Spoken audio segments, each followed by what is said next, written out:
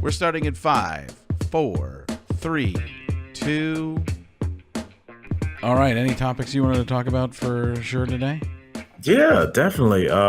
My buddy who's a comedian passed away yesterday, and rather than making it a huge bummer, I'd like to talk about like how men deal with their emotions.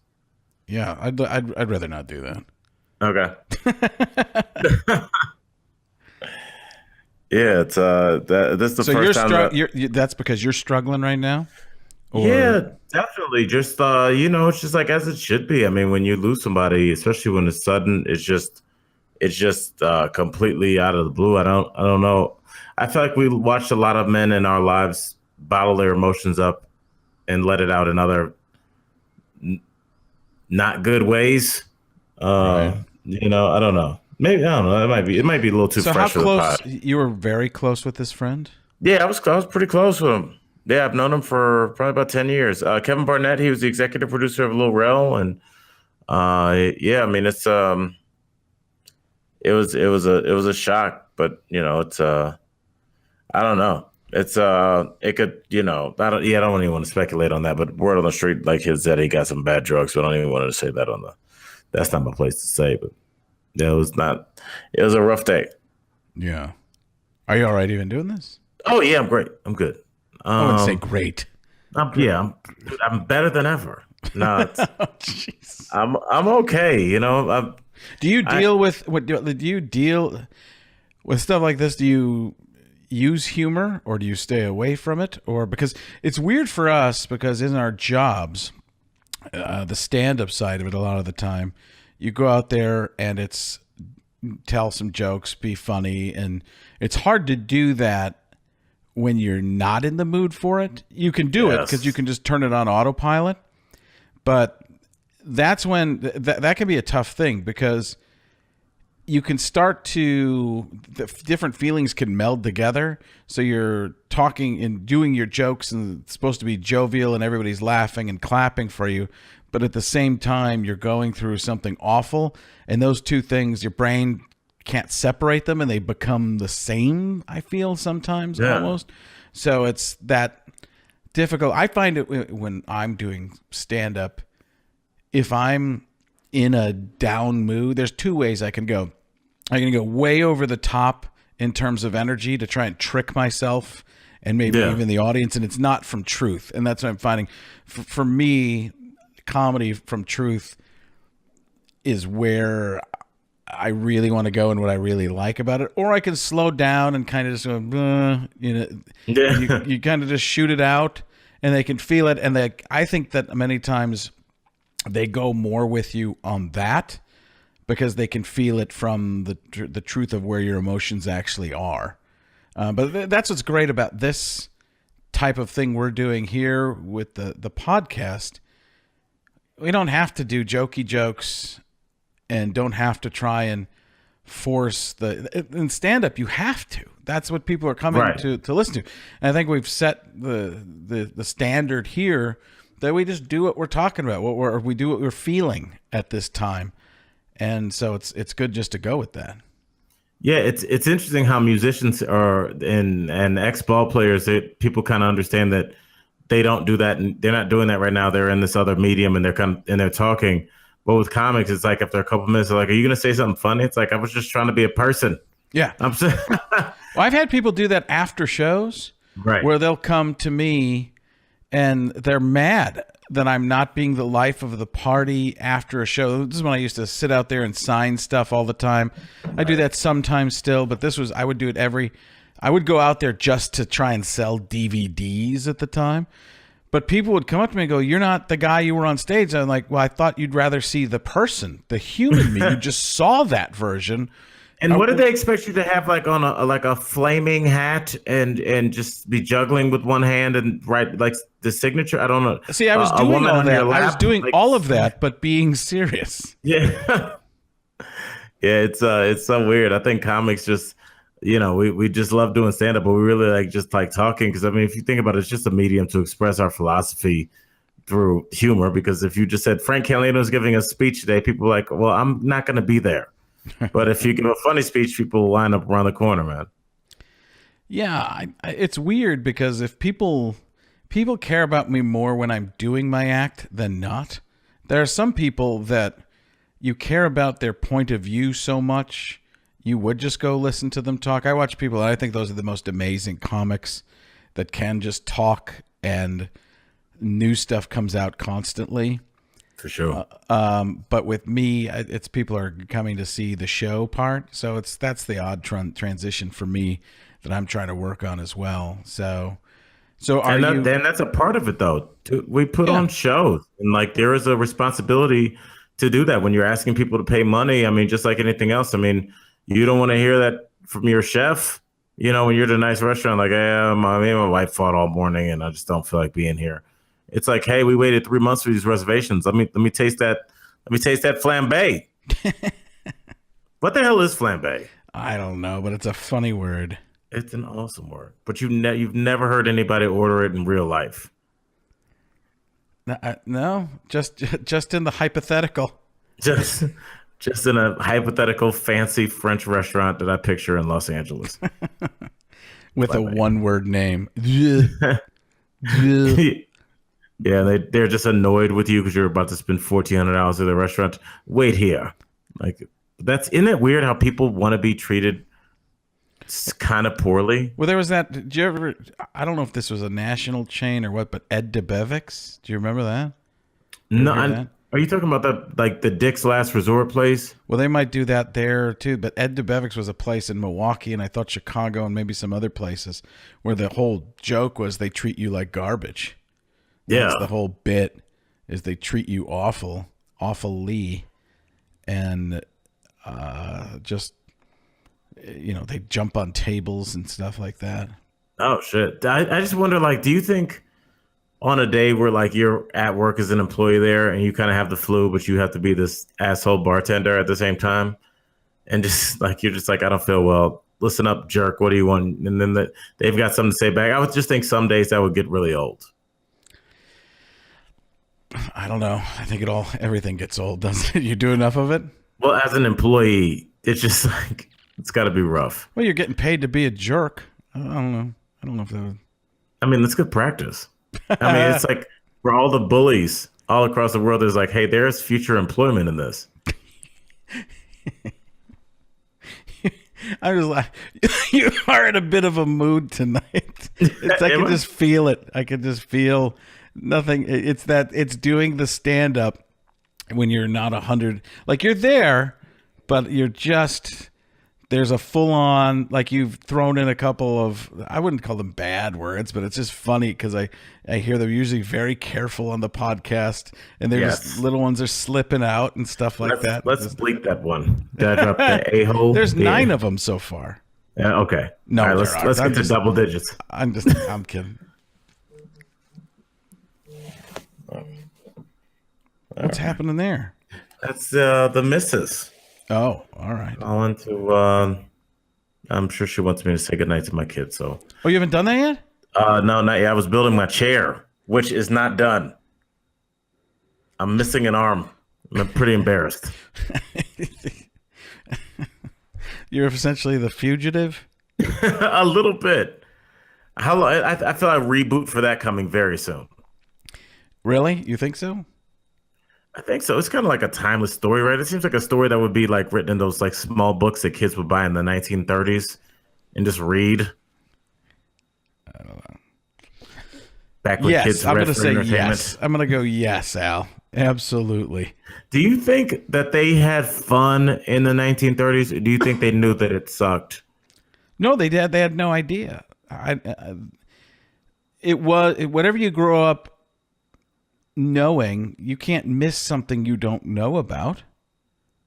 They didn't. The cave people didn't know life sucked. They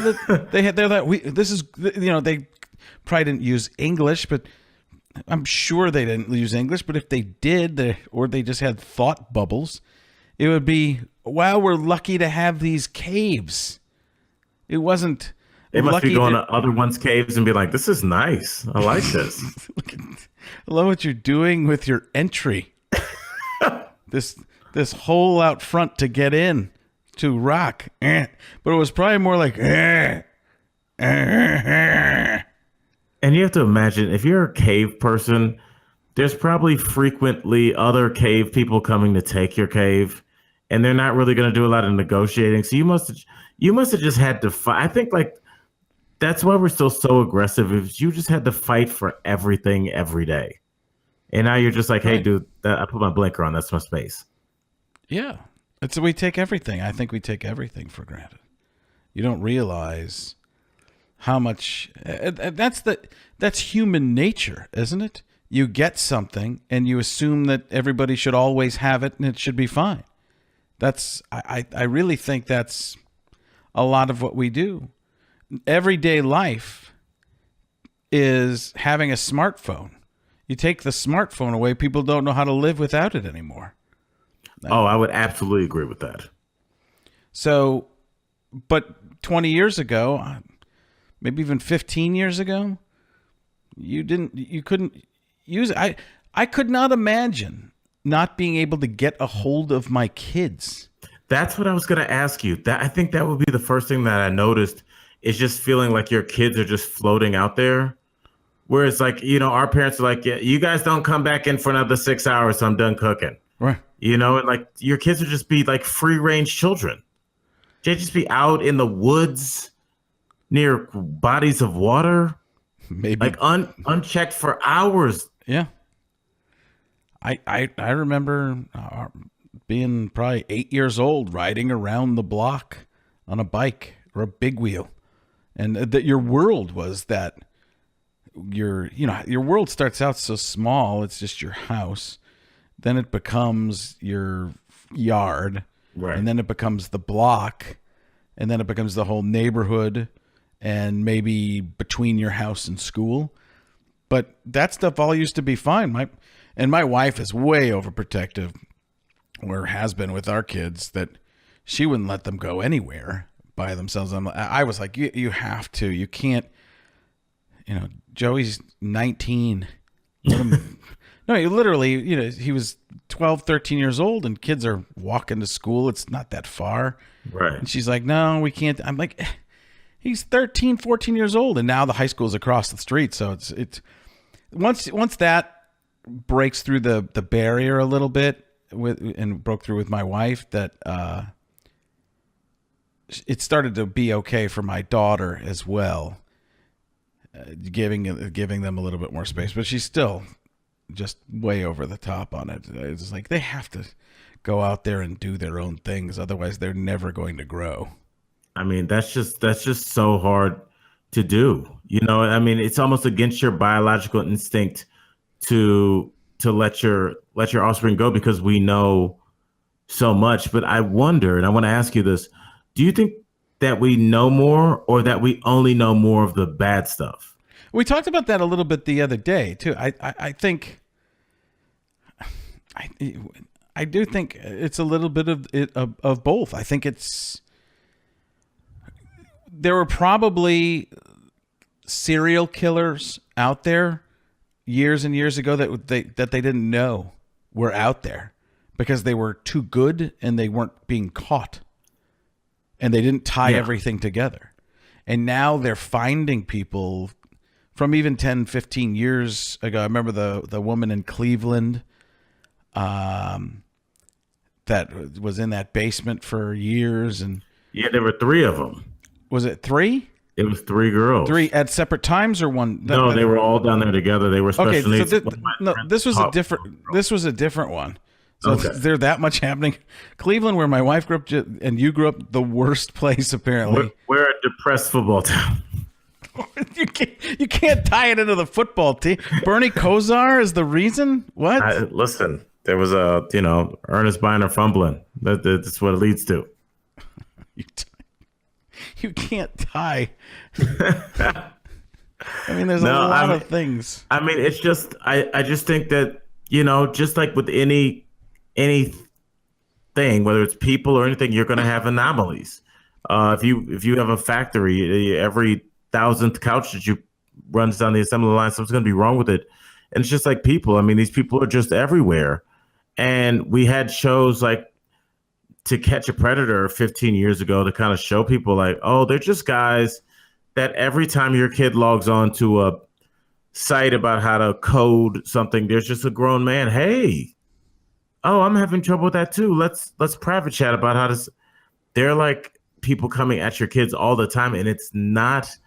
I don't think it. You know, obviously your wife has to let the kids walk or whatever you guys decided, but I don't think you can be too vigilant. I think it's more than you think.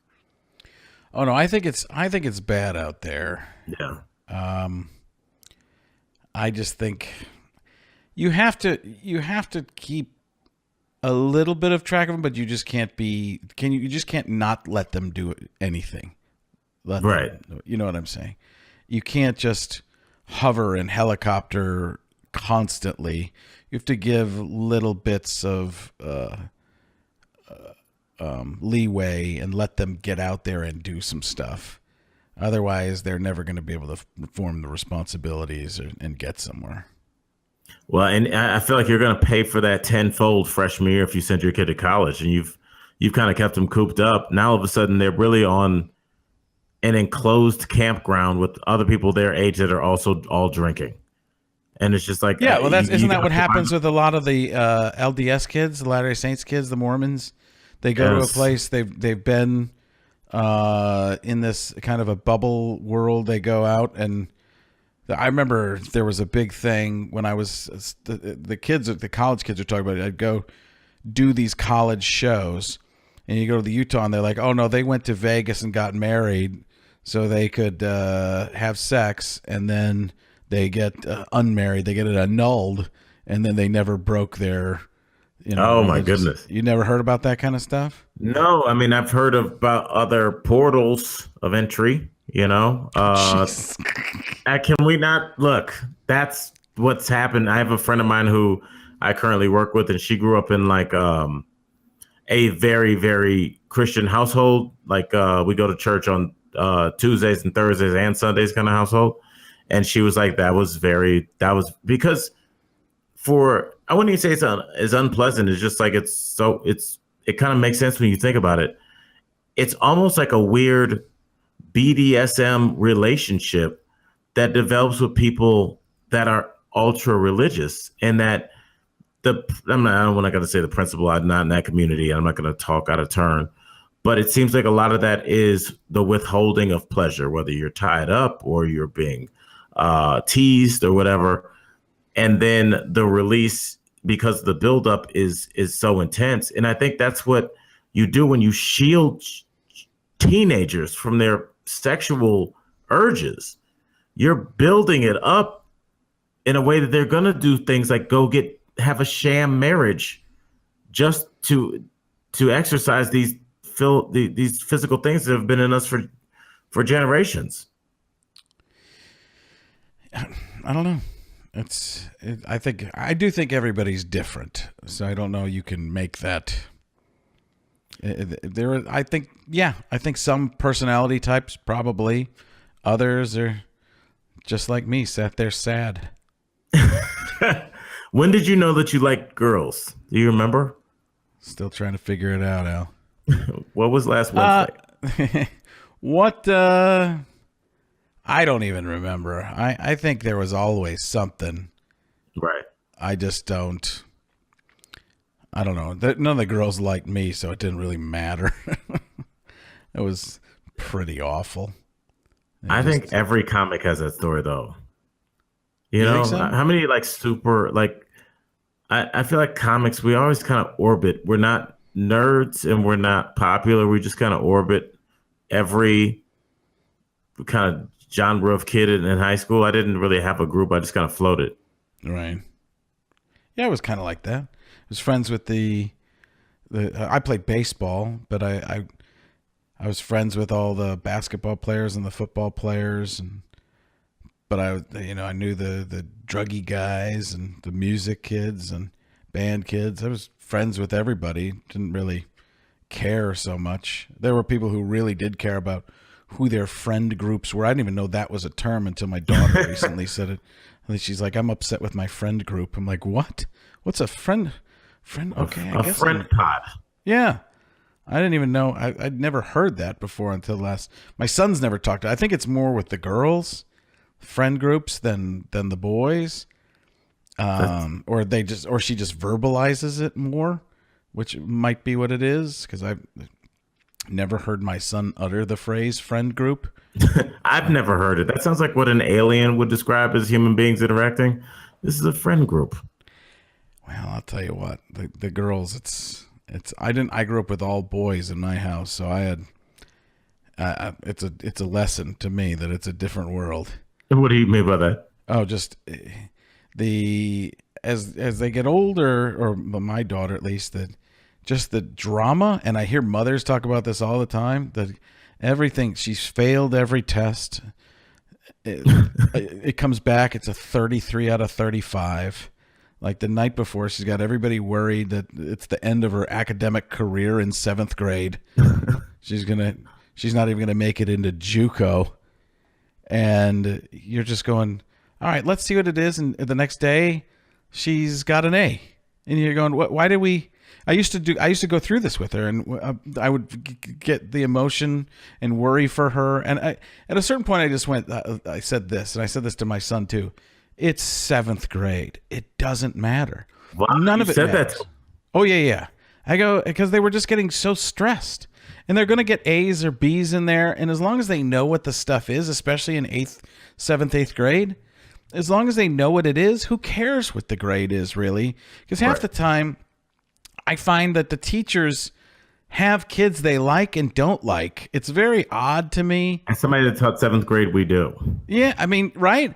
There's some kids that just, and I've seen my son in class. He's a smart kid, but I've seen him in the back with his, like his head almost on the table. Yeah. Other kids are like that too. And you're like, that was when he was going to this charter school, and I just walked through the hall and peeked into his classroom one day, and I was like, man, if I was in there, I'd just be slapping him upside the head. Right. I know you can't do that. I wouldn't. I mean, I honestly would not do that even as a parent, but there's wanting to do it, right? That's okay. Definitely. I mean, it's just that look of like, what are you doing? But at the same time, I mean, I feel for teacher. You get into that. I don't know if I told you this. I wanted to be a teacher, but then I decided it wasn't going to be enough money. Or I thought, how much am I going to make? And that was the one question I knew I can't ask myself. And I said, I don't really want to be a teacher. Then I said, if I really wanted to be a teacher, I wouldn't be asking about, is it going to be enough money? As soon as I asked that question, I was like, well, then I'm not doing it because I really, really want to do it. I'm doing it as a time filler because I don't know what else to do. So I think people who do have that drive, but I understand how hard it is. It's, I don't understand how hard it is because I see my own kids. And I can't imagine other people's kids. Like if my son was playing flag football and he wasn't in the game, I'm like, I didn't come to watch other people's kids play flag football. That's the most boring thing in the world, to watch other kids play a sport while your child is on the bench, deserved or not. I mean, it doesn't matter. Like, it's the same way. It's like, have you ever waited for somebody at the airport, like right as they're being allowed out of departures, and all the people that come out before them, you're like, you could care less about them. It's and then the people that come after them, you can care less. It's just your people. That's right. Yeah, I know that I actually, when I would coach, I would tell parents, listen, I understand you didn't come to watch other kids play. You came to watch your child play. We're trying to get even amounts of time in these types of leagues. That's what they are. So we're trying to do it, but and a lot of them were also one of these leagues that we played in. It was play everybody, but try to win, and those are two very different things. Yes. And then I'd ask the league director. I'd say, "Are we trying to? Do we have to play everybody equal amount of time? No. Can we try to win? Yeah." I go, well, how do you decide? He goes, just do whatever you want. I was like, all right, I can do that. I'm going to keep recruiting all year long. I'm going to fake birth certificates. I remember that my son's first time we won the flag football championship was just like, it was pretty much a rec-ish kind of league, a rec league.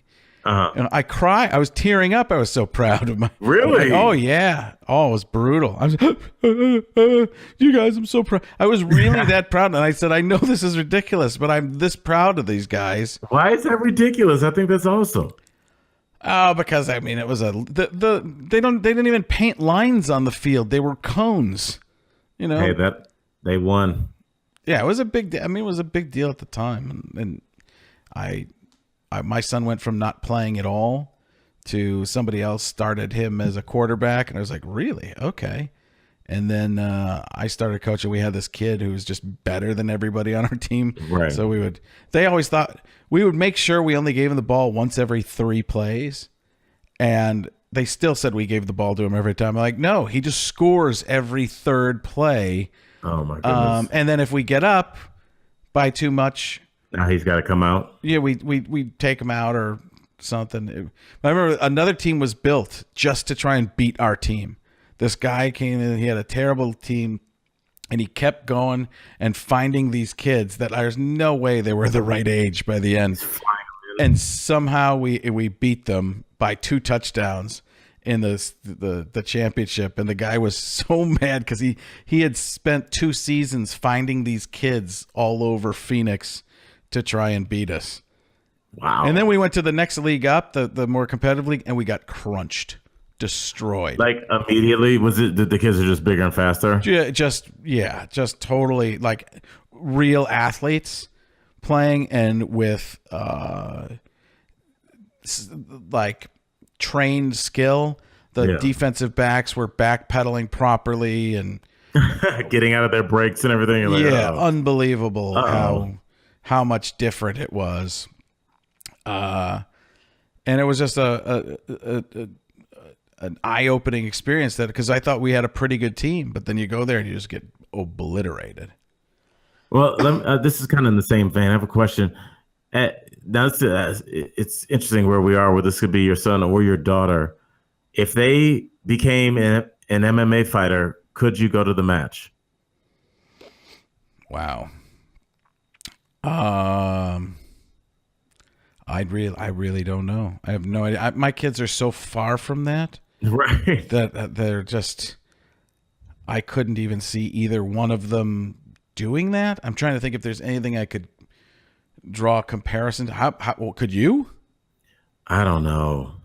I've always thought about it. I went to a fight when I was in Phoenix. Matter of fact, I always want to call it the tickle stick, but the walking stick. Talking stick? The talking stick. Yeah, the tickle stick.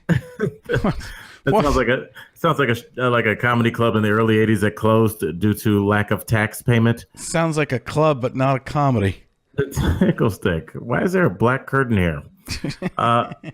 Yeah, I went to a fight, and we had really good seats. We were close to the cage, and the fighter had his family like a long cage slide, like they had their elbows kind of like almost on the mat, and he got knocked out right in front of his grandmother. And I remember just standing there because I remember seeing her. I was like, I don't know if I could have my grandmother right there, just like yeah. And then he he fell in front of her.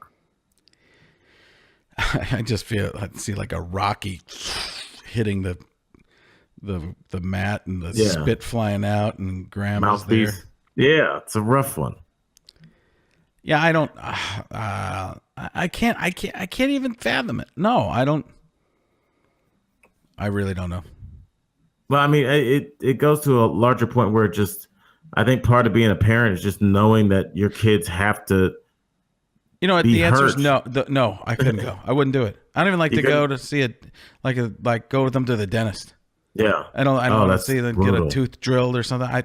No way. I literally, my wife gets so mad at me. I'm like, I can't do this stuff. This stuff, you're the mean one. You take care of this, because I can't deal with any trauma to my kids or injuries or anything.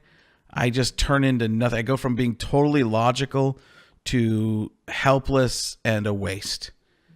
Any kind of situation like that. Well, I've always said it's unnatural for you to love your kids as much as we do. It's never any How's that parent. unnatural? Because I think biologically you should you should have offspring, but just you should always be thinking about yourself as number one. But there's something about your kids, your love of your kids, that you almost don't care about yourself anymore. And I think a lot of people's relationships suffer because they don't care, not don't care as much, but don't have as much time and focus on their spouse and their relationship. I just think kids, once you have them, there's something so special that it's hard for anything else to measure up. And it's, just like letting them out it's tough. I went from having like what you would probably consider zero human feelings, human emotion, to being mush or mush, depending on where you're from, constantly. Like watching The movie The Rookie, and tearing up. I was never like that. And then I had kids and it changed. It probably helped me, like even with acting and that type of stuff, because in comedy, because of emoting in those moments and showing that. But absolutely not. I never would have had any kind of, I tear up during TV shows.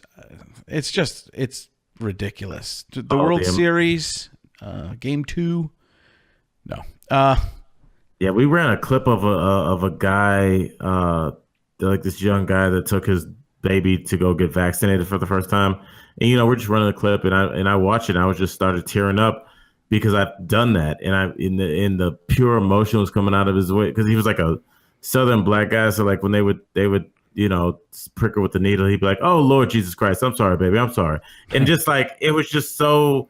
It was that feeling of just a father, it was just like, it was so powerful because you could feel like the love he had for his kid. And it's just like, there's so much emotion.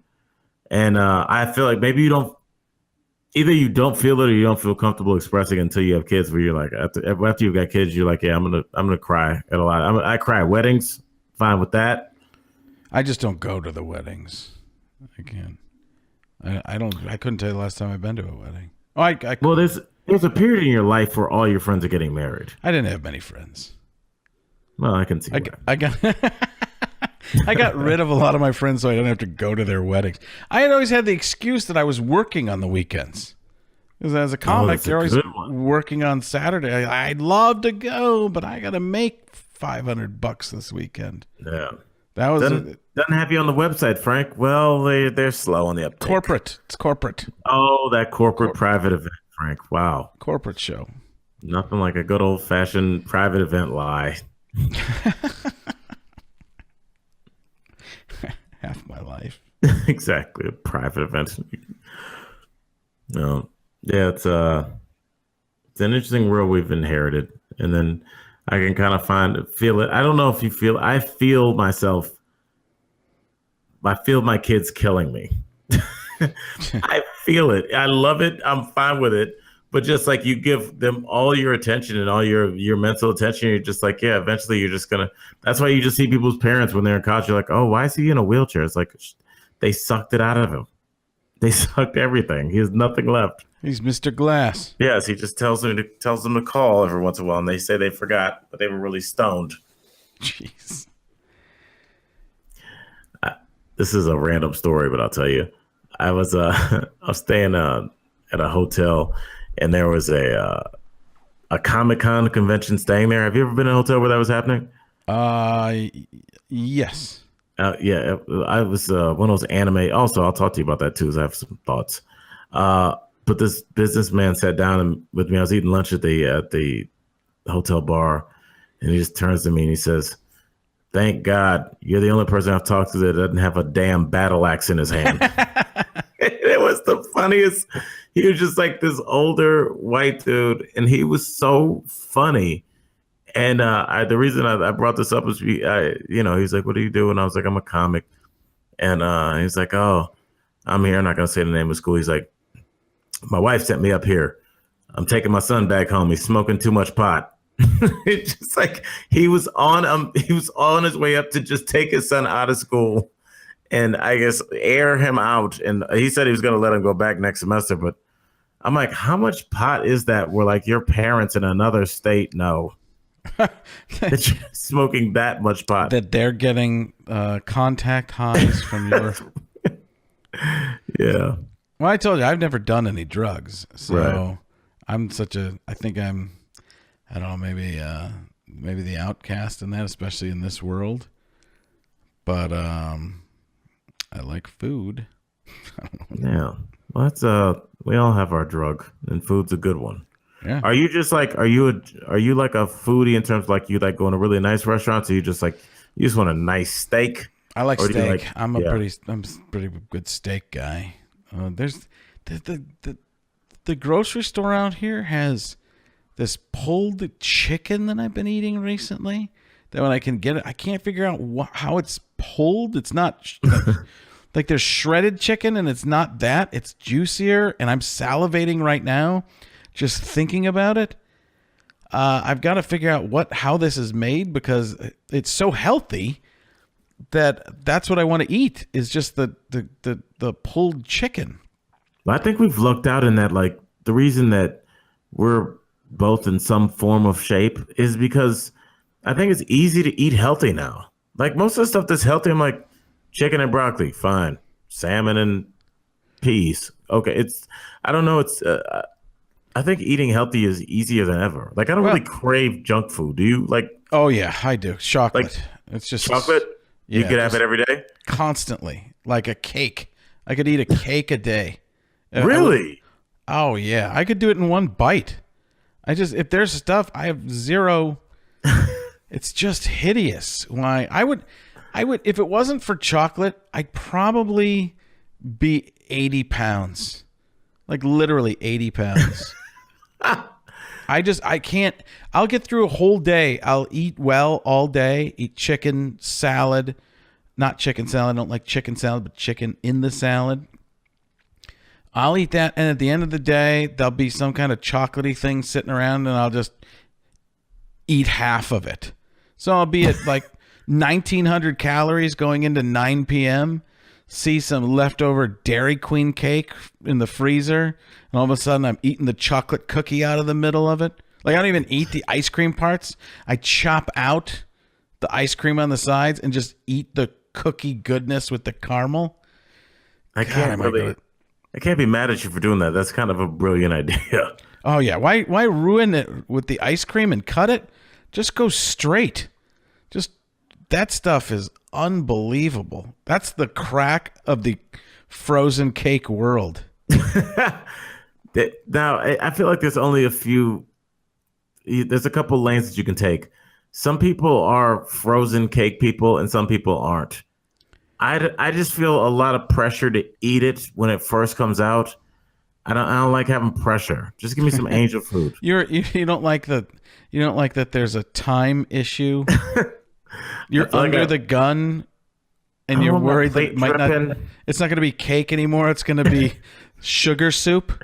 It's really and you got to finish it. No, you don't really have to. But that's why in the end, what would be left? Just that chocolatey cookie goodness in the middle. And then you don't even need that stuff. It could melt away and that's what's left. See, my thing is like I like gummy bears, and so I'm still Really? 9 years old. Yeah, everyone. It's just like, but I only want it like once a week. I'll pull over at a gas station and get some Starburst like I'm 12. I just like them.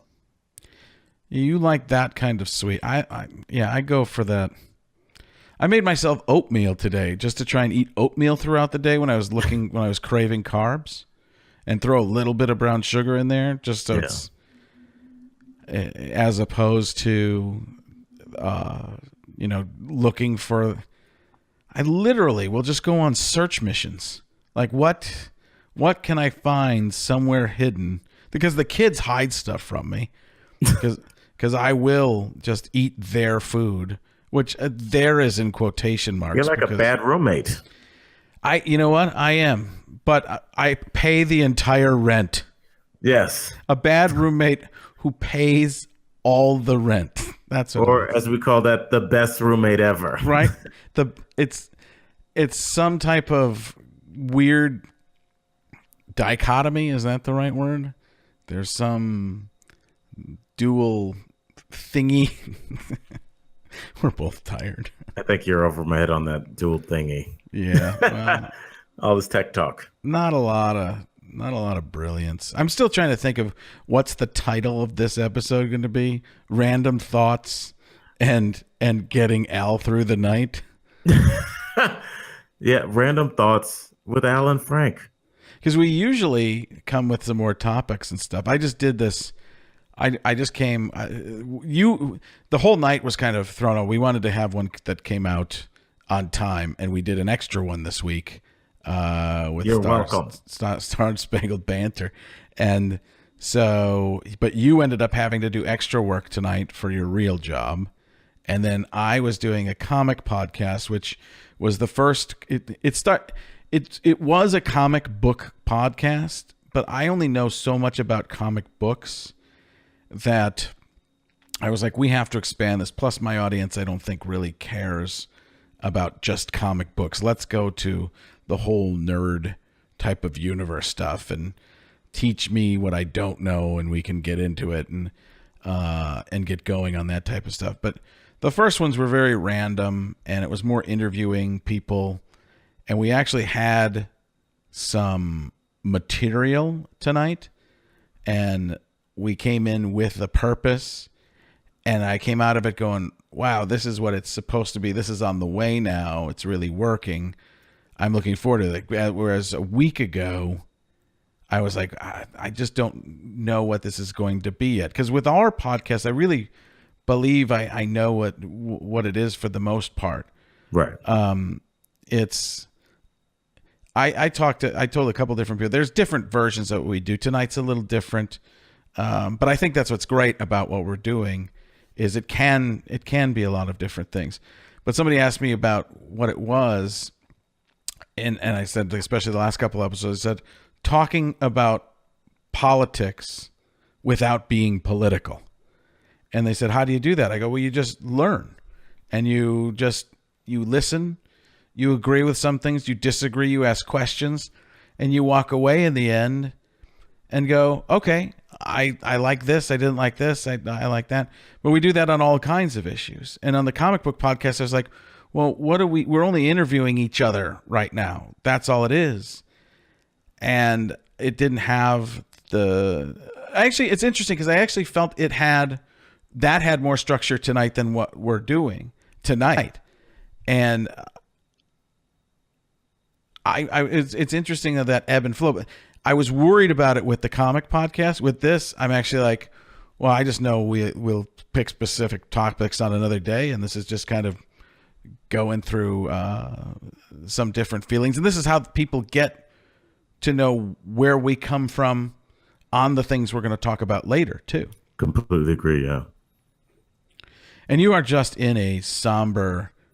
I understand it. I was listening to you in your. I was actually thinking about like what to do to kind of open up the comic podcast. We'll talk about that. I mean, it's interesting because I was surprised, and maybe you weren't, at how, even going back to the first Iron Man, how big the comic book movies are, and obviously that means that audience has been sitting there.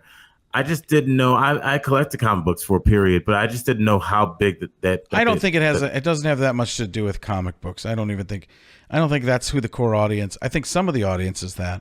I think they're just fun stories, and there are two things that are going on right now in terms of entertainment. The two big genres. One is superheroes.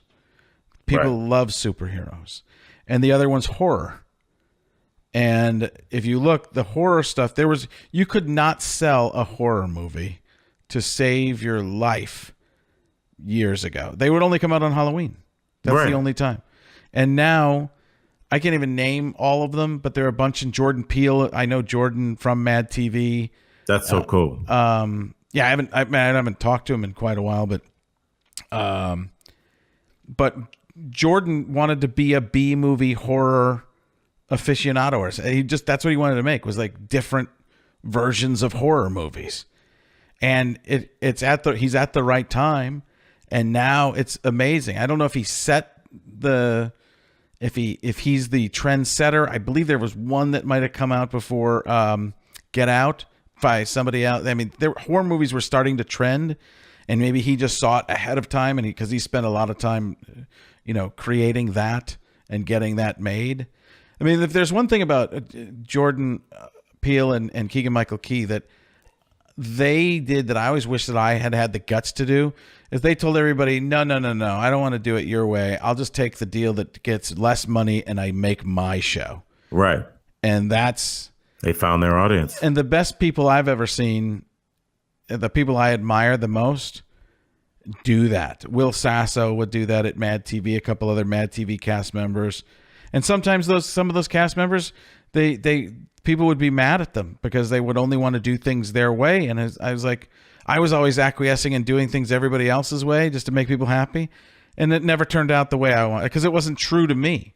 Right. And I wish I had done that. And I would have taken people thinking I was, a pain in the butt at times now to have done what I wanted to do, because I see that that's how you make real art. The other way is just kind of meandering through and being business-like, which I've always thought of myself more as the business side of show business, as opposed to the art side of it. Stop reading from your website. That's pretty true. No, but I mean, look, man, your wiring has made you very successful though as well. And I think a lot of people have, I think for as much as we romanticize about making art, I think a lot of people probably missed out on some checks they wish they had now because of art. Now, I'm not saying that pursuing what you ultimately want to do, and you see where Jordan Peele is, but I'm sure, as we all have, we've had to do things that we weren't huge fans of to make a paycheck. And I think now we're lucky enough to kind of pick and choose our projects. But I think there is a part in everybody's career where you just got to kind of eat it for a little while. Yeah.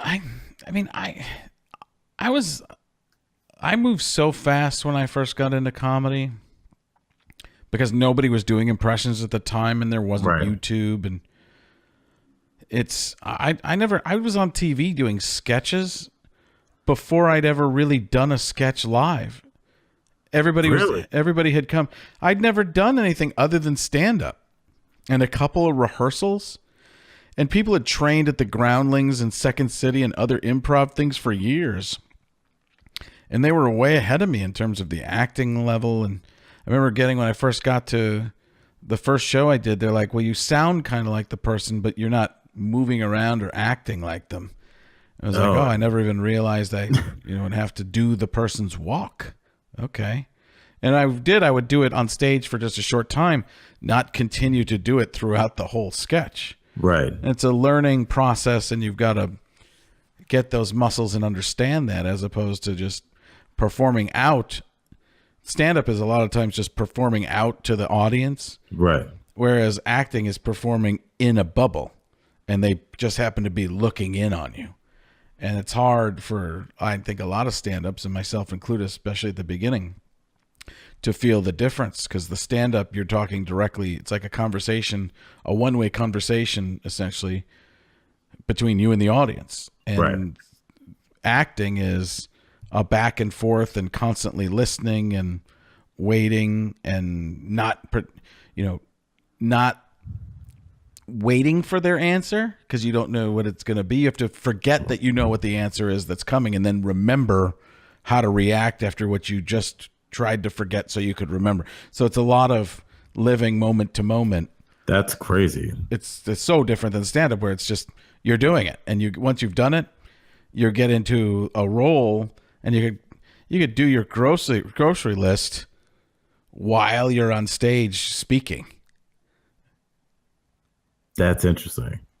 That's where, I think comics are always looking for another muscle to exercise. I mean, for me, that was one of the draws about doing a daytime talk show. It's such a different muscle. You're sitting down. You're not always trying to be funny, but also, if you are the only comedian on the panel, you do have responsibility to find places to put humor in. But then you kind of have this thing where, like, we just did a story about a boat overturning in Haiti. So can I make a joke on the next story? Like, you're thinking about things. So it's like, where do you get in? When do you lay back? It's fascinating. But these different jobs that we can have now, I think everybody can have I don't consider stand up a side hustle, and this isn't. I think I just have two jobs, but I think it's kind of cool where we can multitask to the point where you can run a couple podcasts and also do stand up and also do some writing and punch up on the side. I think there's a cool thing in that. Like our lives are, I would say, as full as they can be for where. Would you agree with that? Yeah, I think to me, stand up is always fun because especially when you're creating new stuff, it's fun because you can go out there and you don't have a boss. Yeah. The only boss is really the audience if they're laughing or not. And everything else, especially in TV, it's also regimented and you got to do what they tell you to do. It's amazing people don't even realize directors, especially in comedy, they're just kind of make sure you get all the shots. It's not as much of being super creative. And the people who can get the shots and get them quickly, they work all the time. It's not really. That is such a good point. It's not, it's not like being a director in a film where you are there from the very beginning for the most part. You might even be writing the whole thing and picking the cast, all that kind of stuff. The director on a TV show, an episode, might only be in there for that one episode, and everything else has been done in terms of sets are picked and it's all set there. Not that I'm not belittling it. It's just a different thing. You would think director on a TV show is the same as director in a film, and I've only been around one film, but I know from other people just that, hey, it's a completely different world. When I was filming my BBC show early on, this is like season 2, we had a director that stepped in for another director that got ill. And we were at, this is one of those Guinness Book of World Records shows. So we were at that pizza place in Burbank that's got the world's biggest pizza. I think it's like 278. Pizza Hut. Yes, Pizza Hut. It's called the Friday Night Forget About It. So we were at this place and I made the pizza, whatever. But the intro, the director that was filling in was so green that she just didn't give me any. She had a script for how I was supposed to say, hey, we're here at Mama's and Papa's, pizzeria. It's 1937, blah, blah. She didn't understand that, like, if I said they are instead of they are, we didn't have to do it over. And I did 27 takes. And I remember at the end, like, the cameraman had to put their cameras down. Like, I was so frustrated because after a while, after you've been saying like the same 10 lines over and over again, like your brain is just gone. And what you said is right. It's like the people that overshoot and make people work too long, they don't work that long in this business, and they just really don't. I'm sure it's redundancy in any business. You're going to be gone. Yeah. All right. I think that's the key. That's what the title of this show is. All right. All right. Dot. That was. Well, let's try and do another one tomorrow. You around tomorrow? I think I am. It depends on the time. My schedule's it's just 12 to 3 tomorrow. Then I go to Miami Friday. And I'm back Sunday. What are you doing out there? Club? Yeah, it's just it's a venue, just an open stage there. An open stage. It's called The Open Stage. It's a venue. It holds, I don't know, a couple hundred people. This is you headlining? Yeah, it's me down there. And then I'm in Key West that Saturday. I guess they're trying to start a room there. So Key West has always been a notoriously terrible comedy town, but we shall see. And then I'm back Sunday. All right, Alan Frank, trytobeserious.com, all the information. And we will make magic. We will, just like we did today.